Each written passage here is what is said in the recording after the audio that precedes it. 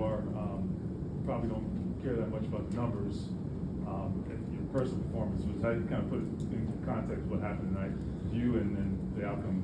Yeah, obviously disappointed again. We didn't get it done collectively as a team on either side of the ball. But it felt good out there. I mean, I felt early we were seeing it good. We were going, and I felt like we could have a good night offensively. And in a lot of ways we did, but certainly left some things out there. And then obviously the ended like we did with the Big Six with still a chance to get to one score with around 4 minutes left. 53 minute good play. We had made that same check earlier in the game, and he did a nice job recognizing it and hearing it again and making the play. That's no excuse. That's credit to him making a good play. But yeah, it was like I said. There's no consolation, right? There's no prize for losing. But it was better this week. From a standpoint of offensively, and put points on the board. But you got to win with it, like we said. And right now, we're not getting it done. And I know this locker room's hurting. Again, I've been a part of it for a short time, for 2 losses, and I know that it's been a long slide now for over a month, and I know that's tough. Been a part of those slides, and now I'm obviously a part of this right now. But we just got to find a way to dig deep and find a way to win a football game. And you can't worry about all the scenarios and all the things out there. I know they're all out there. I know what they are. But we got to find a way to win a football game, or none of the scenarios come into play. How do you approach that? You've been in this for a very long time. But how do you approach it when you know there's between now and your next game there's a million things that coulda, woulda, shoulda, whatever to help you all game? Yeah, I think it's as simple, and Shane said it in the locker room, as we signed up for 17. Obviously, I didn't sign up for all 17 of them, but you signed up for 17, and I just remember having to live that in years past. It's our job, to stick and bring it and give everything we got in every game, whatever game you're in, regardless of the situation. And that's, to me, the matter-of-fact route. The other part of it is, this is a National Football League, and you've all dreamed of playing in this game as a kid. And if someone asked you again, would you play if y'all were going to be 2-14 like some of these teams are? If you had 2 games left, heck yeah. What do you mean we get to play an NFL football game again? So, I think those are the 2 simplest routes to take. But it's first and foremost our job to go stick and do the work we've been asked to do, and we've come up short. But what we've been asked to do is give our best effort, and so that's what has to be done. These next few days of preparation, which is a short week with Christmas on Thursday, and then a division opponent that's on fire right now. So we'll have to bounce back in a hurry. What's led to your strong connection with Alec Pierce already?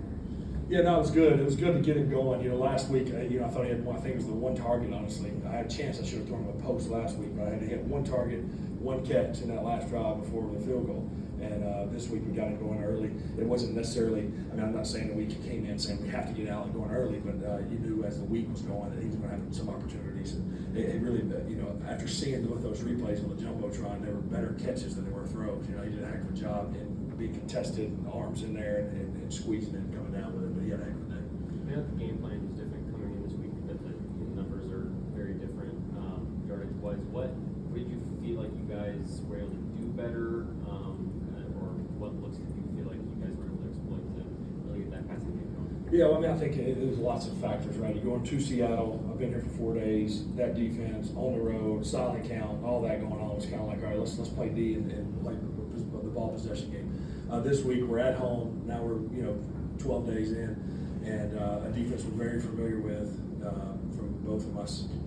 Charger days, and obviously Gus Bradley being there and solid, but the similarities of the defense. So there's a defense we're very familiar in of how to attack it. Again, you got to give them credit because the name of the game is winning, and that's what they did. They got it done. But I did feel like offensively we were going to be able to move the ball. But offensively, our job is to score 1 more point than the other team, whatever that may be.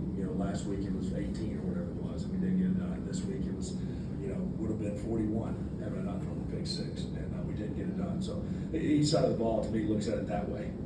We got to hold them. Defensively, should speak of, we got to hold them to 1 more less than our offense can score. And offensively, we need to say we got to score 1 more point than our defense gives up. And it's not this whole who should have done what. And I don't sense that from the guys at all. It's just I know it hurts. Shoot, I've been here for 13 days and it hurts because I care about these guys and this team and the coach and the organization and everything.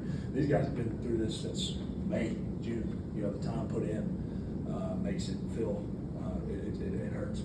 Phil, Couple more. I mean, we've talked about how unique the story is, and you've talked about that, but then you've always added on the end, like, well, we need to win. And now that you've gone 0-2 so far, you just talked about, like, feeling for the guys in the locker room. Like, is that starting to get more real as the weeks go on? Yeah, I think so. I mean, yeah, it definitely is. And certainly I know that, you know, from a personal standpoint, it'll be short-lived, you know, and it'll be over in a hurry. Which I told y'all from the beginning, I will be able to live with the results, whatever they are. And that doesn't necessarily mean I'm okay with them or don't care, you know, about them. So, yeah, no, it is. This week felt like a regular in-week mode. It felt a little bit like I've been here a while in terms of the preparation, the flow during the week. And you know, again, it's been, I'm torn of how to express it because it's been a blast. It's been a blast to prepare and to go stick and get ready and go out there and warm up and do all that with these guys again. But again, the name of the game is not, you know, go have a good time. It's help find a way to lead your team to win. And we've come up short here in these first two. But I've been a part of less percentage chances of getting in and got in before. So you'll certainly won't hear me losing hope here as we prepare next week. One last question. Quick thing, and this is, I guess, on a personal level too, but was the whole family here? Yeah, everybody. That has to be special. Yeah, no, it was special. They were excited all day, and it was special. It was special, and seeing them here, and mom and dad were here too. Brother was here, and his family. No, it was. Like I said, those things I've learned to really realize that those things you can appreciate all those still, although the outcome isn't what it was, right? They did still happen. You know what I mean? Those first few drives where we ended in touchdowns, those did occur. You're right. Those memories will be there. But again, at the end of the day, we are here to try to win the ball game. But I guess I've grown up and learned how to handle that a little better now. Phil, what years were you referencing about making the playoffs when you had a worse chance to? It was 2008.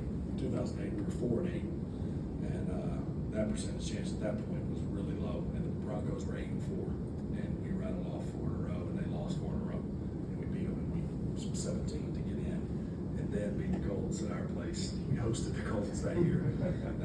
Not to rile the Colts fans out. We hosted the Colts that year as an 8-8 division champion. I think they were 13-3 or 12-4. The Titans were whatever they were. Darren Sproles overtime game. So yeah, so it's you know, worse odds have happened before. But again, those things are okay to know. I've found that helpful just to know what they are. But at the end of the day, let's line up and let's go try to win a football game, regardless of what happens everywhere else. Appreciate it, Joe. Thanks, Phil.